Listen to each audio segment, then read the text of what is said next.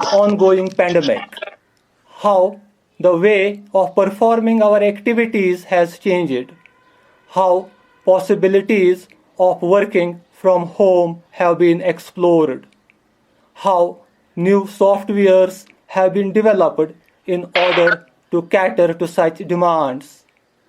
We in the education sector too have been facing various challenges to carry on with the teaching learning process. Being specific to Kashmir, a poor internet connectivity is one of the major challenges that we have been facing. To throw more light on today's topic, we have with us Mr. Shilinder Kumar Sharma. Mr. Sharma is the director of Pratham, which is operating in more than 20 states of India. He had been instrumental in collaborating with various state governments for the implementation of educational policies. He is currently also the educational advisor to Government of Delhi. We also have with us Mr. Sanjay Mendirata. Mr. Sanjay is the Vice President of HCL.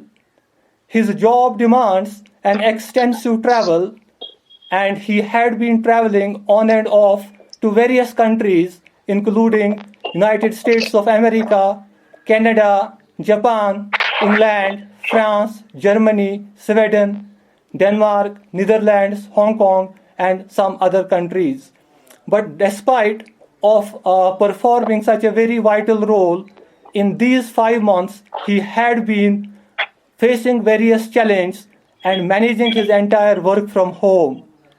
It will be our pleasure to get the experiences they had, how they had overcome their challenge.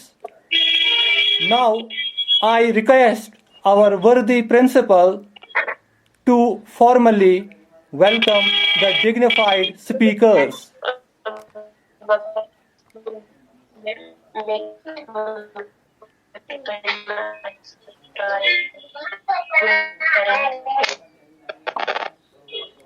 Hello? Hello, am I audible? Yes, sir. Yes, sir.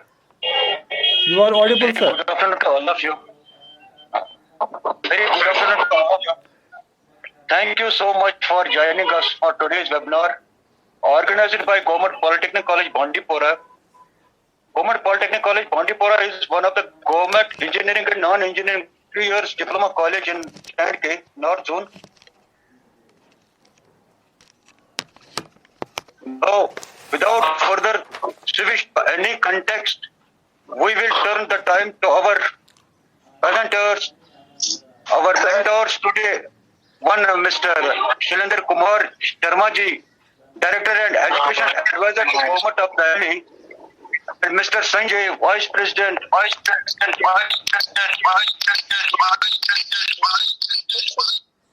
All of us we know that since the COVID-19 outbreak, all educational institutions, including universities across the world, have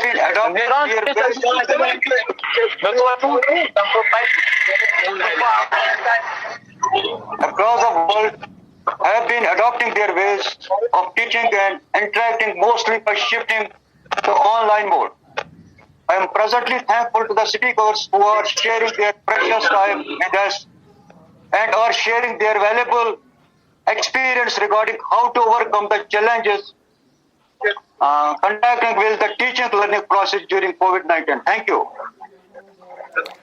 Now I request Mr. Shilinder Kumar Sharma to enlighten us with the thoughts that he had about the theme.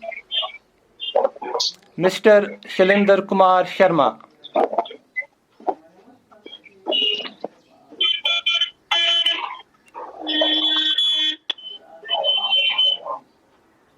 कोई गाड़ी में चल रहा है, थोड़ा mute कर दीजिए.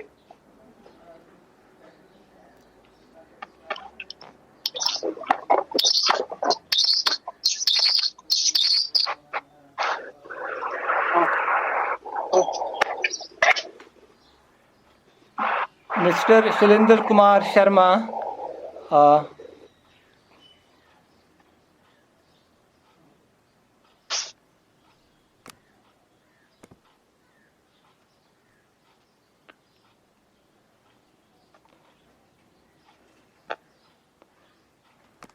Shailendra ji, you unmute your microphone. Shailendra ji, you unmute your microphone.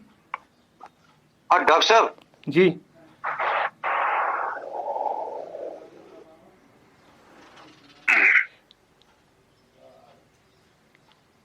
Hello.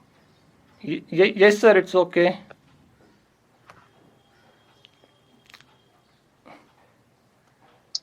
Shailendra sir, yes, you are visible.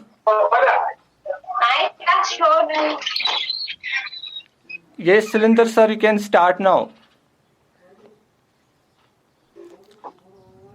Thank you, Mr. Brad. And once again, thank you for inviting me.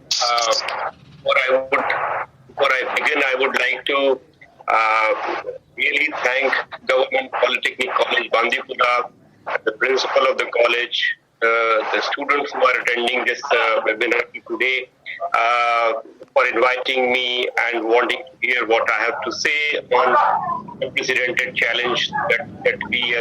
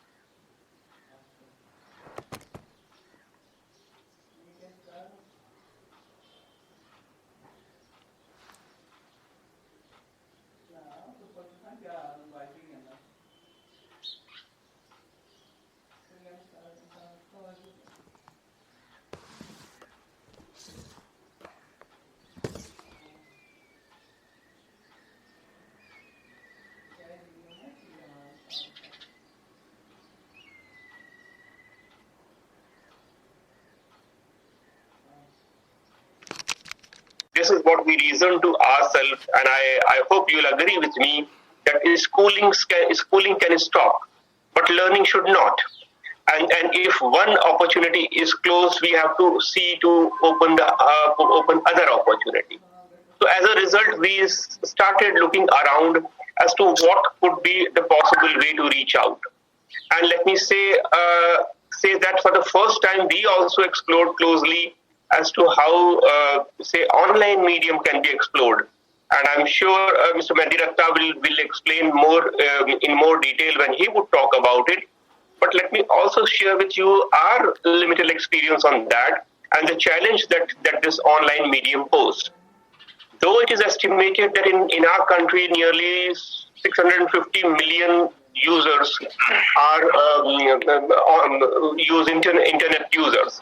And in terms of, say, number, this looks like very big, but if you look at the percentage, it comes out to be roughly 50%. 3/4 of India is rural, and not more than 1/4 have say devices with internet connection. So as a result, and Pratham's approach has always been universal and inclusive. So we found that to be a big challenge as to how we can overcome this digital divide that has existed in this country, but was not so much recognized because we were so enamored by the use of apps, with the use of smartphone, that we never seriously looked at that a big chunk of the population do not have access to that. So what we did was we worked out multiple strategies. I'll first share briefly what Pratham did across the country, and then I would also very briefly share with you what Delhi government did in Delhi. So as far as Pratham is concerned, we have had a network of volunteers across the country. We have in fact big program in Kashmir also going on. So what we did was using, reaching out to parents through mobile phone, because we realized that not all of them may have a smartphone, not all of them may be accessing WhatsApp. But phone is something, mobile phone, simple phone is something which most of the parents do have. So what we did was basically worked out a strategy. We created a small content which we started sending out through SMS. And SMS, as you know, you all are millennium generation people, so you would understand that SMS is a very primitive technology in given time. But I would also say that in this challenging time, SMS came very handy. But SMS has its own limitation of, say, number of characters that can be used. So what we began to do was create a very small activity which we would send to the parents. Because we realized, as I said in the beginning, that schooling may stop, but learning should not. And therefore, partnering with parents once again was a big thing that we tried to do. We started sending out message through SMS to the parents with simple activities. I'll show some of those activities in the later part of my discussion. And it was very simple, which are normal. It did not require any higher order skill. So we created simple activity for, say, children in pre-primary age group, children in early primary, children in upper primary, and started sending that out. Because one of the challenge in the beginning of the lockdown was that it had come so sudden that nobody was prepared for it. So having sent something with which parents can engage with children was a key thing. Later on, we also got to know as to what proportion of parents do have a smartphone. And when we realized that about 60% of them have, we also started sending a small, say, video which was specifically created for those situations to the parents, that they can see with their children, and children can, after seeing that, do certain activities that was given. And apart from sending these videos and messages, we also followed up with making a phone call. Of course, I would say that it was not that we were able to reconnect with all the children that we were earlier working with, but this helped us in establishing connect with most of the parents. So that model, and over a period of time, we kept refining on that. So that has been the approach that we followed. Similarly, in Delhi government, right in the first week of April month, launched a big program which was inaugurated by the Chief Minister himself, where he gave a slogan that every home is school, every child learning. And what we began doing by that was again here also sending what you call a message. There was a message that would be sent over the telephone. So what method it was followed here was that the parents can give, there would be a SMS message that will go to a parent, giving a number over there. And once the parent click that number, there would be a call that will go, which would be a pre-recorded message. So as a result, they could hear the audio with set of instructions that they could do. We were mindful of this fact that not many parents have smartphone. As a result, we took that device. So in the first part of the lockdown, we used that, where a lot of material was sent using this method to the parents, and parents would get things done, and they would also call back to their teachers and tell them what their children have done. Of course, once we settled down in the first 1 month or so, we became slightly more ambitious, and by that time we also got the extent to which smartphone with internet connectivity was available. and we changed our strategy in Delhi, whereby now what we have done is divided the entire school year into, say, 3 cohorts. So first cohort is from the KG to class 8, where we send daily worksheet on the WhatsApp. And the instruction is that this worksheet would be sent by the teachers in their WhatsApp group. And those children who are not in the WhatsApp group, parents would be invited to the school once a week to come following social distancing protocol and collect the physical copy of the worksheet. And these worksheets are also very creatively designed, not more than 1 page, which has certain simple instructions, certain activities which children or parent or anybody in the any elder in the family can explain to the child. The child can work on that and can send it back either through WhatsApp or through physical copy returning back to the school. This we are doing in the elementary grade.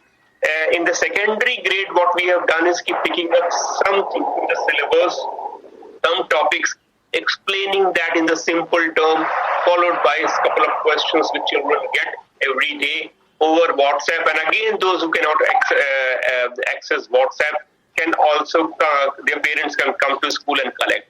And for children who are in grade 12, we have started live online classes where a teacher of the government school prepares a 40-minute lesson in 12 subjects, and she uses Zoom to broadcast the class, and then we use YouTube to kind of say expand it further so that children who can enroll there and do. And we are monitoring that, and what we are learning is that nearly 80% children are connected through devices, or there are about 20% children who are either not present or unable to access or not traceable. So I would say that in this given circumstances, what we are doing is a multiple effort with an intention to reach out to every child. But I must also say that none of the methods that have been tried so far is actually used. There are certain children that we are worried about that.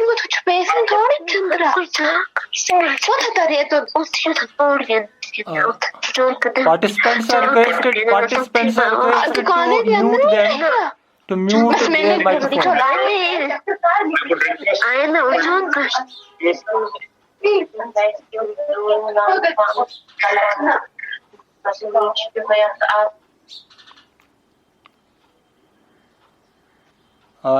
Thank you. Got it. So what I would say is that this is really challenging time. Civil societies, governments, in their own circumstances, are attempting to find solutions. None of those solutions are really a replacement to the formal school or college setup, I would say, because in such situation we are discovering that any method that you find, there are some who are left behind. So as a result, these are not a substitute of the formal or the mainstream school education or the college education system that is currently going on. But I must also say that this time has taught a lot of new lessons to us. It has also highlighted the need to stay connected with each other. And I must say, of all the methods that I am hearing from different segments of society, the intent has always been to reach out, to stay connected, to help. It's not so much about, say, academic learning or completing the syllabus that is stipulated, than to basically support emotionally and otherwise to each other. And in this, what I would say is that there are certain remarkable examples that have come forward. And therefore, when Mr. Abrar invited me to speak, I thought I should share it with you all, what is happening here and what kind of challenge is being faced. And I would stop at that and would love to have questions from you in case you need to know more about any particular things. I would be happy to answer. Thank you so much. Thank you very much. We will be having now Mr. Sanjay Mendirata, and after that we will take time for question answer session. So now I request Mr. Sanjay Mendirata to share his views on the theme.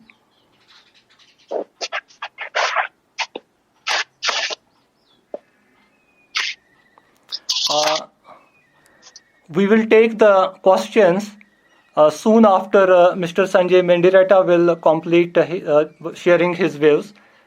So now I request Mr. Sanjay Mendirata to share his views on the current theme.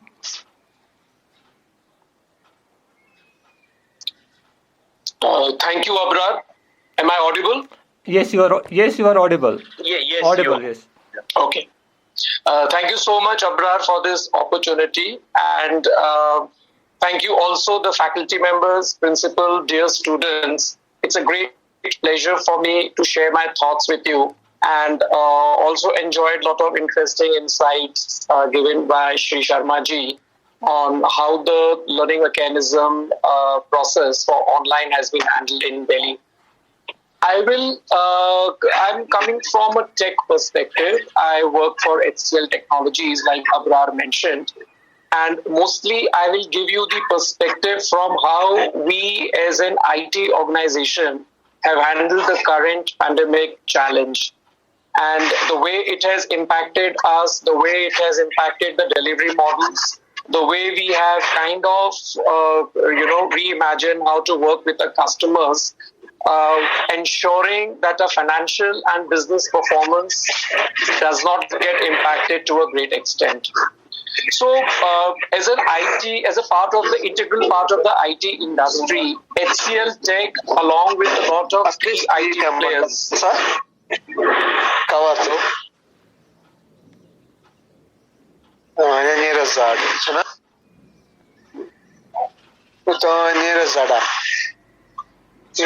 Participants are requested to mute their microphones.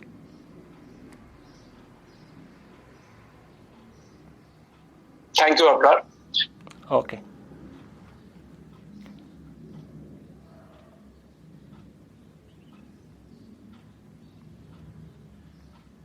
Sanjay, you need to unmute yourself. Thank you for pointing that. Yeah.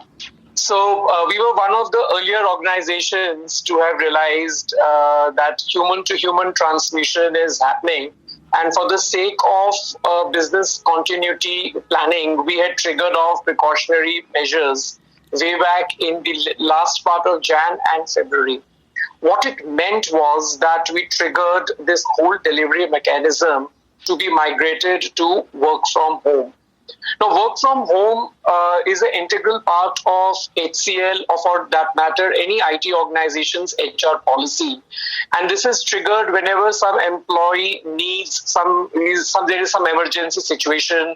For example, there could be women employees who are going in for maternity leave, and also the provisions of work from home are already there in the HR policy.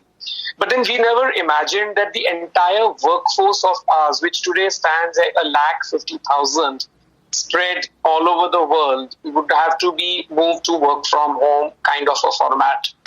As I speak to you today, we've already achieved the ratio of 98% of our people who are delivering work in a very smooth, very undisrupted manner from their homes.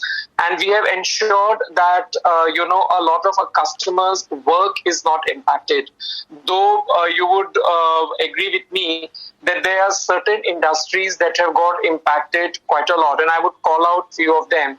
And it's very easy for also you to imagine that travel, hospitality, non-essential retail, these are the industries that have been impacted the most.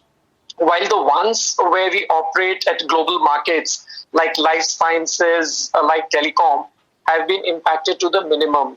So our first challenge was, how do we handhold these large customers who are the top customers or enterprises from the markets of US, Europe, Asia, to see the best interest. And through ensuring that the work from home delivery mechanism is done in a smooth manner, we were able to achieve that. Though I would want to call out that, we report our earnings, for example, every quarter. And last quarter, which is ended June, took the maximum brunt of impact of COVID. And if you read the financial magazines, the newspapers, you would have noticed that all of us reported a significant decline in our revenues. But at the same time, a lot of positive things also happened, which I want to point out to you, which is what Abrar alluded to. Travel, for example, constitutes about 2 to 3% of our revenue. Now, because there was no travel happening, we could save on that 2-3% cost. Similarly, holding these big marketing events, seminars globally, this is something which is the discretionary cost. We were able to pull it back. So there were some savings also which we were able to achieve.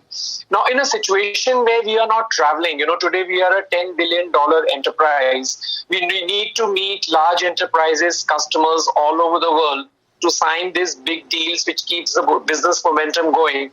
How do we reach out to them?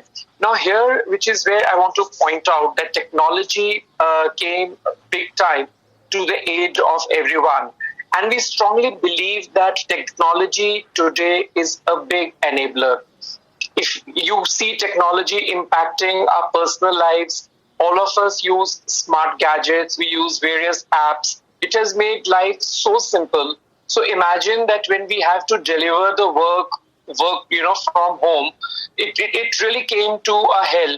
And I think some of the factors that really kind of enabled this at scale kind of work from home to happen is, the availability of Wi-Fi, internet, smart gadgets, awareness of people in general, but in tech world, actually they are very, very savvy to use these gadgets. So it was not difficult for us to ensure the business continuity and migrate the work home.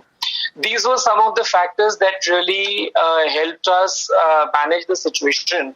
And I would also want to call out what could be the potential impact of this new delivery model, which is now work from home, where 98 to 99% people are working, from their residences.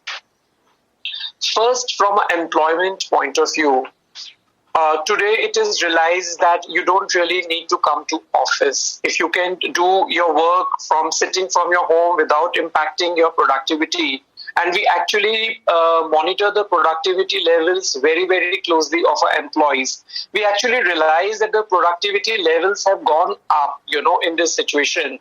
So it becomes very, very, important that hiring can continue, employment generation can continue even from a B, C, D category towns, because what you need is a skilled manpower who can operate trans cities, trans geographies. That's number one. Second is big metros, whether it's Delhi, whether it's Gurgaon, Pune, Bangalore, are actually very cramped in terms of infrastructure. I, for example, live in Gurgaon and I have to commute to Noida every day. Imagine I spend about more than 3 hours commuting every day between Gurgaon and Noida. And I spend so much money on the fuel, on the driver's salary. Now, what I'm trying to say in nutshell is that like me, there are many other people where today we are not traveling to these far-off locations and our productivity levels have gone up because we are able to deploy that work, So it has really helped. Second is big infrastructures that have been created by all the IT companies all over India, all over the world. We have a lot of overhead expenses, like we pay a significant amount of monies on rentals, electricity, office staff, general overheads. Now, all this actually is getting saved. So we do believe that profitability of companies or enterprises should actually be positive and responding to this trend. The third thing which has come to our aid, like I mentioned to you earlier, is use of communication platforms like Cisco WebEx, like MS Teams, like we're doing this particular webinar on Zoom. Now, this has made life very much simpler. As Mr. Sharma also mentioned, it has got people close. I used to travel a lot to meet investors all over the world. But today I conduct all my interactions over these communication platforms, and nowhere have we felt that this has actually impacted in any way the quality part of communication, or except for the fact that the handshake is missing. But we are able to bilaterally communicate our views, understand theirs in a much better way, more effective use of time. Well, one more thing that we've achieved, and I want to call it out, is we've not only enabled 150,000 employees to work from home, but today we have enabled 3.5 million employees of our customers to be enabled working from home all over the world. You know, the world has changed after COVID-19. We do believe that taking lessons from COVID-19, God forbid that there could be possibilities of other future pandemic that one should be prepared for. And therefore, it's very important that, you know, everybody is geared to work from their residences should there be a need. And which is why using technology concepts like increased migration to cloud, increased digitalization, ensuring enough investments into security, which is cyber security, because we're handling a lot of sensitive data for our clients, for ourselves, the proprietary data that has to be maintained and kept safe at all costs. So those investments do happen, but we also believe that maybe the real estate could take, you know, a beating because there would be lower demand for office spaces. People will not buy out office on ownership basis. And this could change the way we work in an economy also in a significant manner.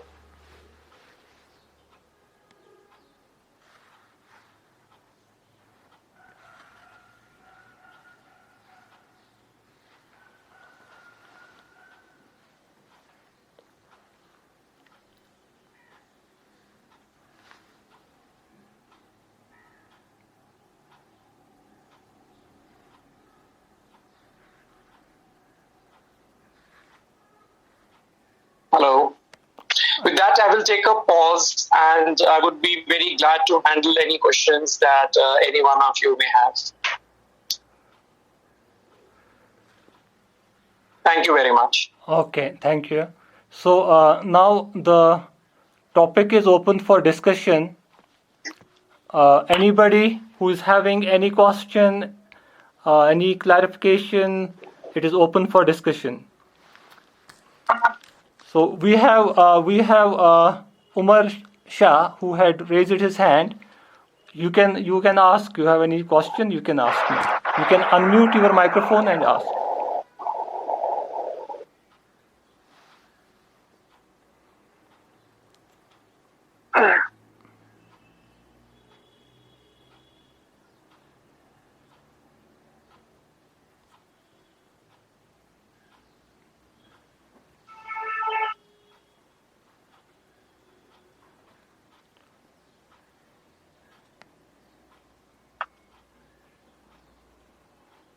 I think Umar had not been able to join yet. We had another who had already raised the hand, Maru. If you have any question, you can ask. Or anybody among the participants who would like to know more or anything, it's open for discussion.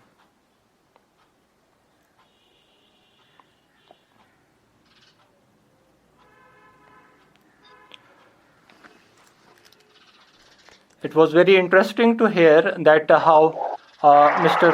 Mendireta had informed us that how they have been able to maintain the productivity of their organization because they have a vast pool of employees. They have 150,000, as he mentioned, number of employees, and how they are able to track their productivity. And in these 4 or 5 months, they have been able to manage their business the way they used to manage when they were going to their offices physically. He had also mentioned that how he, despite of being at home, had been able to manage his job in a very efficient manner. So this is the lesson that we have understood from the pandemic, that how we can make these changes in our lifestyle, but still we can manage our productivity level. Yes, Maru again had raised your hand. You can ask the question.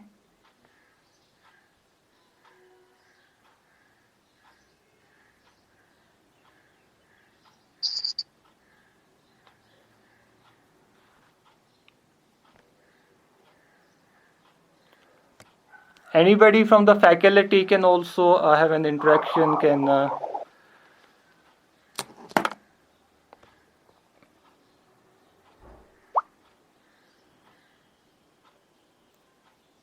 maybe the problems that we are facing here, some solution from that end.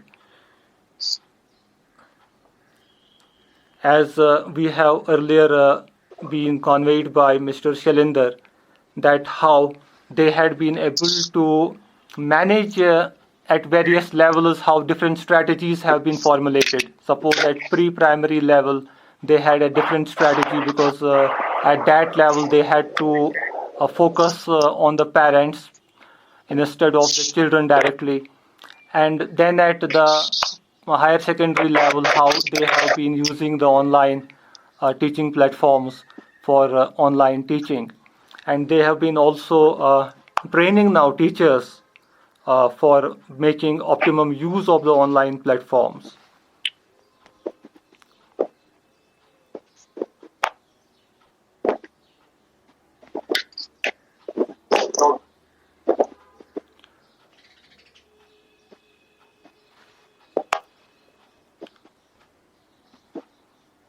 Yes, Salman, you want to ask anything? You can.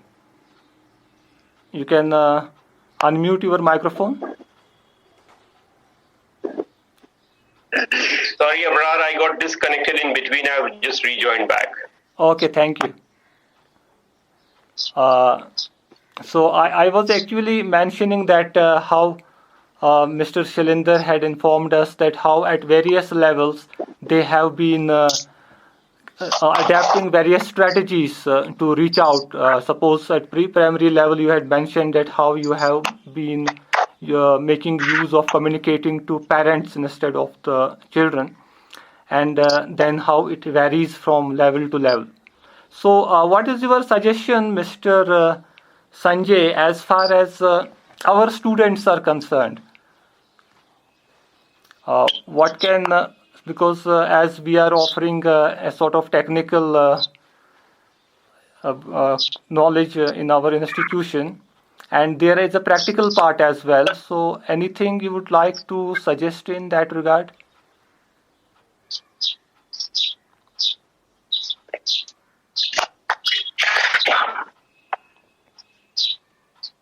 Yes.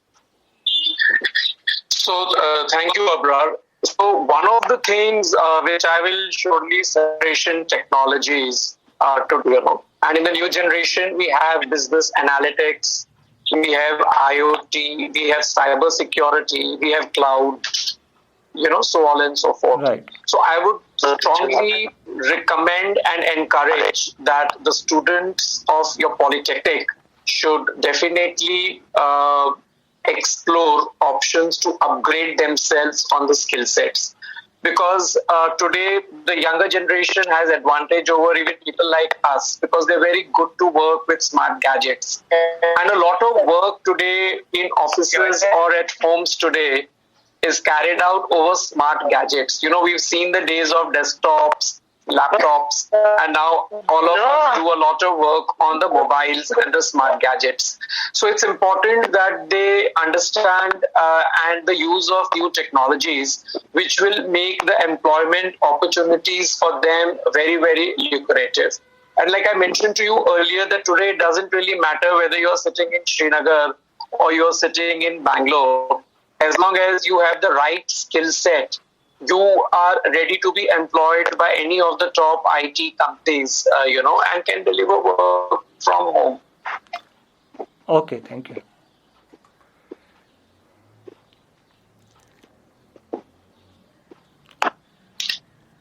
Okay, anybody else who want to ask anything, whether through chat box or by unmuting the microphone. You can have a discussion, because it is an open discussion. Anybody can raise any point to discuss.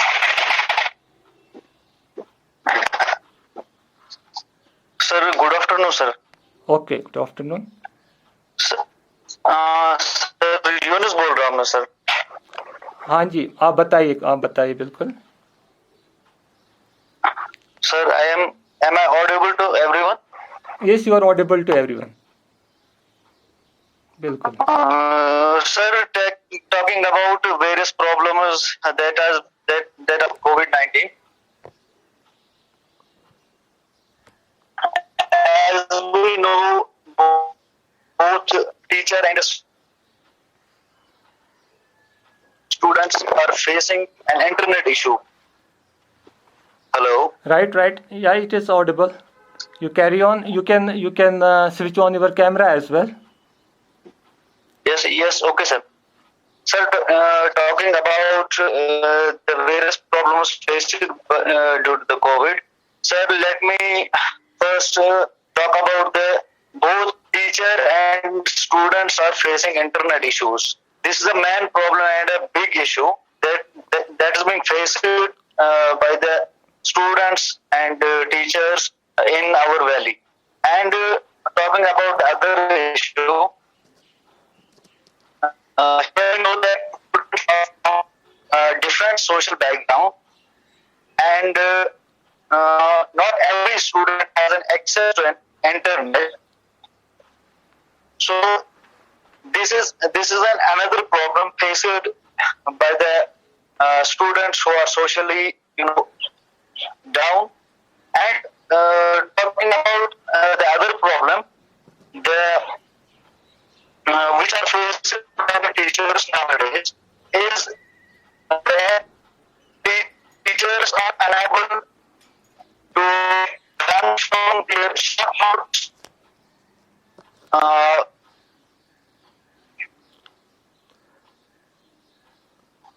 Yes, you can continue, Yunus Saab. You can continue. It is audible.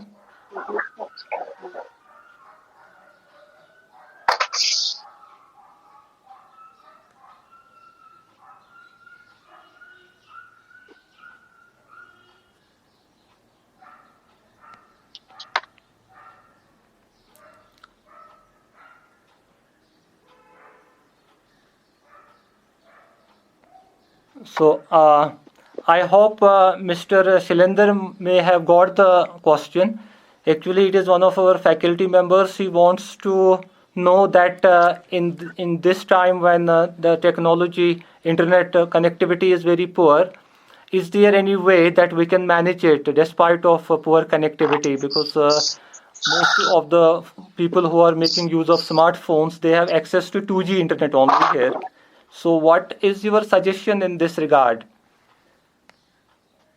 So yes, Mr. Yunus, I heard your question, and I think it's very pertinent. And we are also grappling with this issue here in Delhi because, as you rightly said, internet connectivity is not smooth. Accessibility is also not universal. So as a result, what we see here is a big challenge. And my own apprehension is that unless we work to bridge that gap, we might end up creating a new kind of divide in our society. We already have so much divide in the society.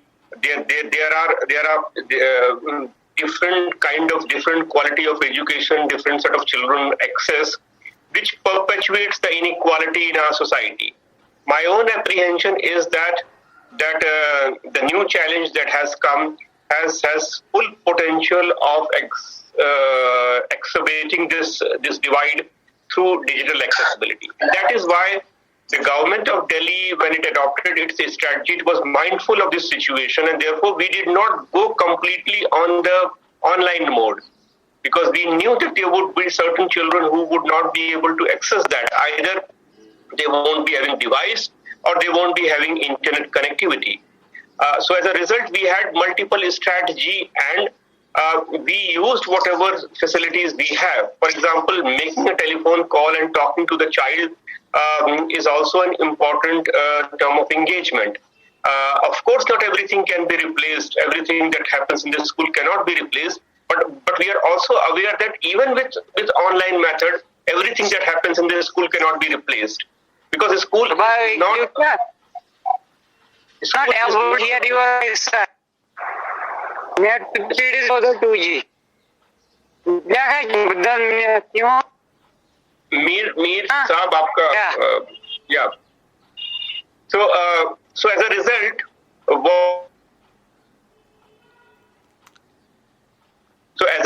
whatever strategy we create, we will have to keep our context in mind. So this is what we have done in Delhi. That looking at what is the situation and what proportion of children can access online method, and those who cannot, we have created a system by which their parents can come to school and collect whatever material we are using for them. And also the online teaching that we have started for the higher grades, in that also we have those subjects teacher who call up their students who cannot join for whatever reason and explain it over phone. We hope that this is a temporary phase. It would end soon. We pray to God that it should end sooner than later, so that whatever damage we are seeing can be restricted. But yes, online is not a complete substitution of what happens in the school. Thank you. Yes, Salman, you can ask. You have raised your hand. You can ask your question. Hello, sir. Hello. It is Hello, audible. sir. Audible. You can ask. Sir, am I audible? You are audible. Yes, you are audible. Sir, first of all, Adab, Assalamu alaikum to all of you. I am faculty member of GPC Bandipur, Arifa Habib. Walaikum assalam. Sir, my question is, as the most of the students are without these gadgets, what the government is doing from March, still most of students are without these gadgets and without this internet connectivity.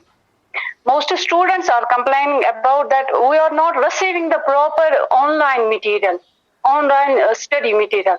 How come the government can appreciate that the online teaching system is good for the coming generation in all over the country? I am thankful, I am grateful the government of India that they are achieving the goal of online teaching. But I can say as a teacher that this is not as much affordable, this is not as appreciable as the government is thinking. Here, most students, as all the officers all know this, that most students, even the parents who can't afford the food, how they can afford the gadgets, Android gadgets? Even I can't say they can't afford the keypads. This is not a proper solution. That online teaching is, I can say this, in this pandemic, teaching, this online teaching is good, but not that good that we can say that this will be continuous process in coming days or in coming months. My question is here that the students have lack of Android phones or gadgets. What is the present strategy of administration in order to shorten the gap? अगर देखा जाए कि मार्च से बच्चे यही सब कह रहे हैं, पढ़ तो रहे हैं, इनमें से अगर देखा जाए कौन पढ़ रहे हैं, मिडिल क्लास और अपर क्लास. जो बीपीएल लोग हैं उनके पास कीपैड्स भी नहीं है सर. यहाँ पे बहुत सारे बच्चे कभी टीचर्स को अगर फोन भी करेंगे, किसी और के फोन, जो पड़ोसी होगा उनके फोन से फोन करते हैं वो. सर यहाँ पे अगर देखा जाए दूसरी बात, इंटरनेट कनेक्टिविटी, अगर कभी हम देखेंगे कि उनको वीडियो से या यूट्यूब से उनको हम यहाँ से टीचर सोचेंगे कि उनको हम यहाँ से स्टडी मटेरियल देंगे, लेकिन वहां से वो यूट्यूब भी अच्छे तरीके से नहीं चलता है. यहाँ कश्मीर में 4G का प्रॉब्लम है. अगर देखा जाए through out India, most students उनके पास ये गैजेट्स नहीं होंगे. तो ऑनलाइन टीचिंग तो मुझे लगता है उस तरीके से अगर देखा जाए, ऑनलाइन टीचिंग तो सोल्यूशन नहीं है इस बात का. Hello? Hello. I think Shalinder sir had got the question and you can respond, please. Yes, I mean, I would be repeating the same thing that I said to the earlier question pehle wale mein ki I completely agree with what Arifal ji just shared. And we believe that online is not a complete solution, not at all. We are not saying that. But having said that, we will also have to find the solution which suits the local context. What is the possibility of doing it? Now, as I said, when in the beginning I was sharing with you what Pratham had done. I mean, basically the Pratham's instructor created a small, activity set, which over phone they started sharing with parents who do not have a smartphone or any devices. And I would say, as you said, in your situation, there may be parents who may not even have that kind of phone also. So that's a different kind of challenge altogether. Maybe when this lockdown eases out, because I was getting videos from other states, they call the local teacher, call the students in a small group, somebody in the village, some volunteer in the village, get children to come in a small number, sit in a distant mode, and certain instruction this volunteer receives, which she then uses to work with other children. So what I am saying is that we will have to together find out solution what works in our situation, because there is no one common solution which can work across all length and breadth of this country. So that is the way to go. Yes, sir. Sir, my second question is, government is planning to open the schools. Sir, then what will be the strategy of the government if they are not facilitating the students, if they are not facilitating the parents with these gadgets?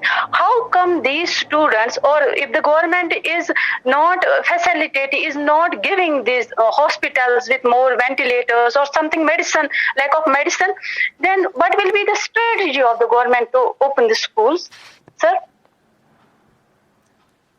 No, so every state or every every district will have to adopt its own policy.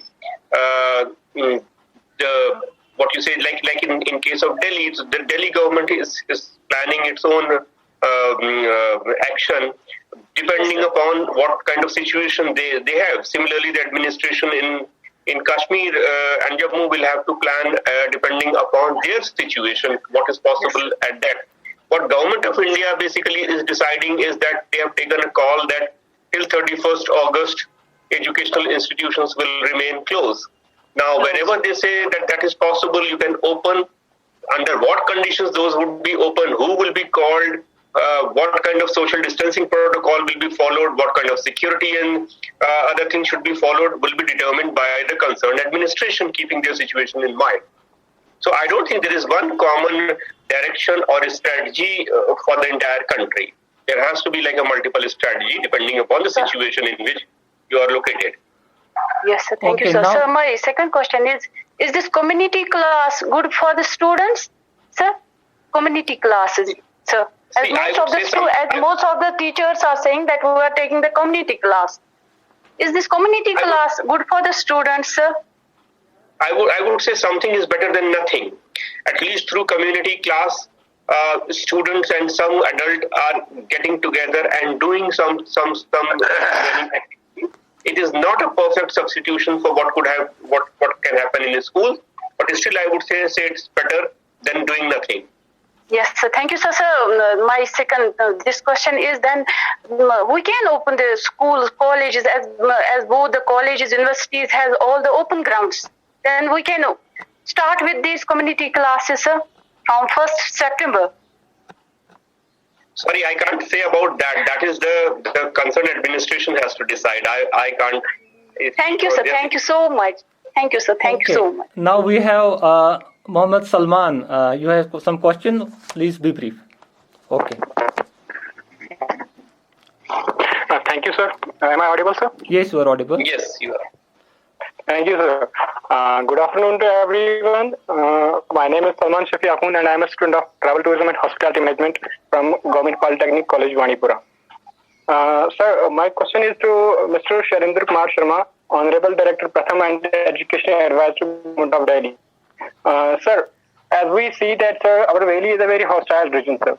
And due to frequent lockdowns, hartals, and curfews, most of the students have lost their interest in education, sir.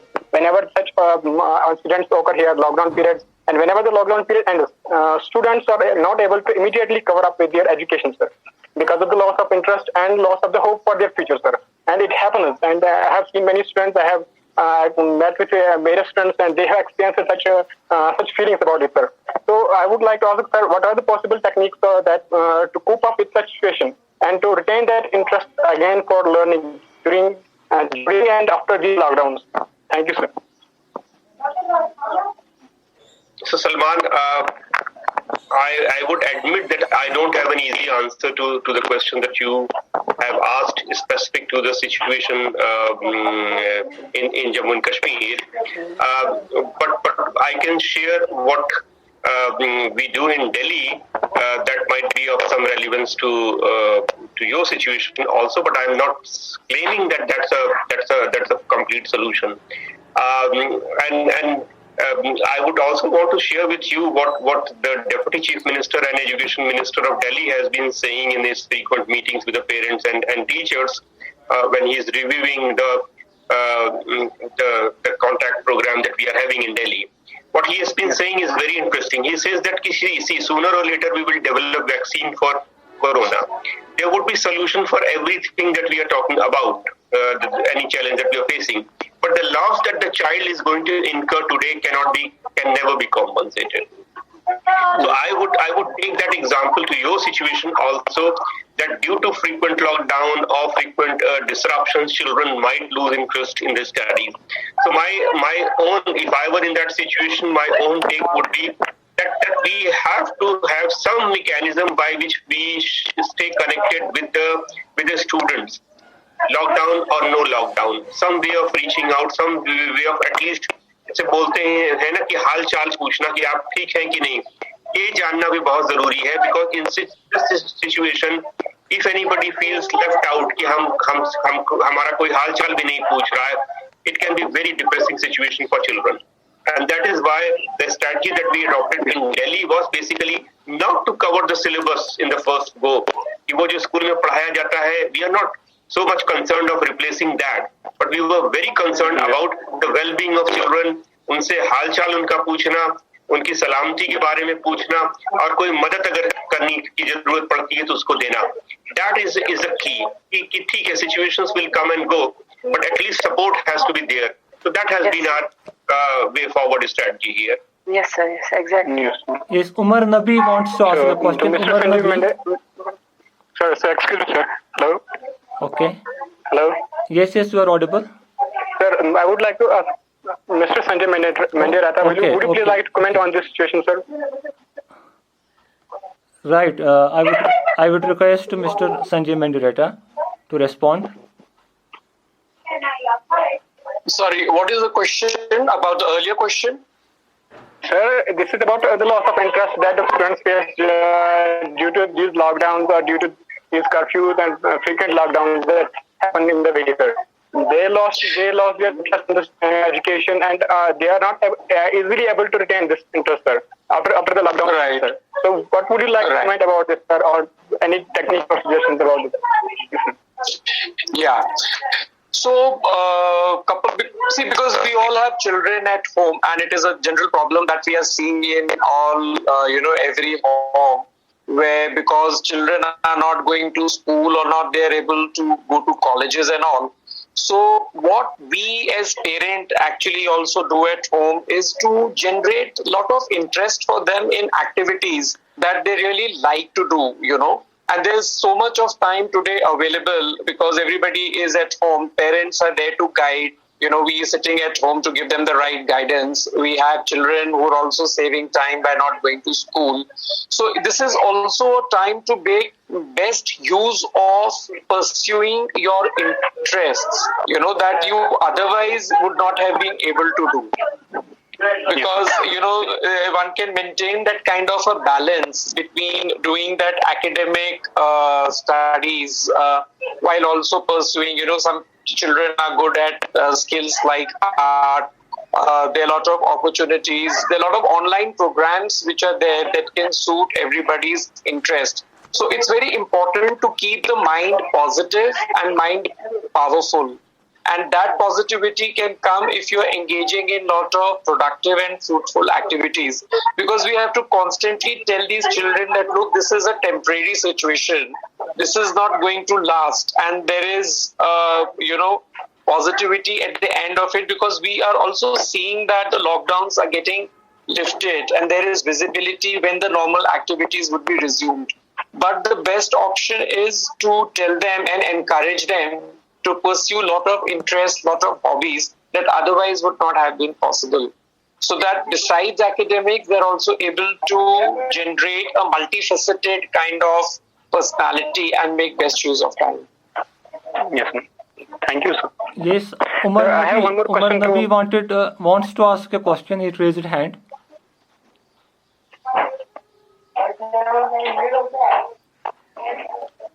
Umar Nabi is there?